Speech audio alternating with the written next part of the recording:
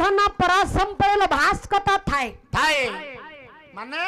शेष पर्यंत हाँ जहां को मनरे आशा आकांक्षा सब भरी रही थाए हाँ आशा कौन कौन ना पुअटी मोर बारुआ थिला विवाह करी नाही हाँ 10 लाख टका बैंक डिपोजिट रखी छी हाँ ताकू वो जीवन में भोग करी परली नाही नहीं नहीं आशा आशा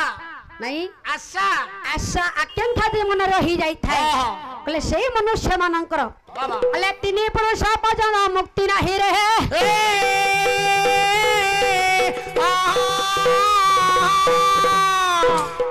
हे मोर वरण्य समाज विचार करिवे हाँ हाँ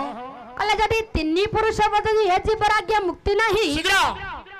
शरीर मध्य जीवा आज्ञा घट त्याग कर चली जाई हाँ हाँ बोले ये जीवा जीवार निकट नहीं संचिल अन्य घटे घटे हय जदि मुक्ति नाही हाँ ताले तीन पुरुष पजन ये जीव रही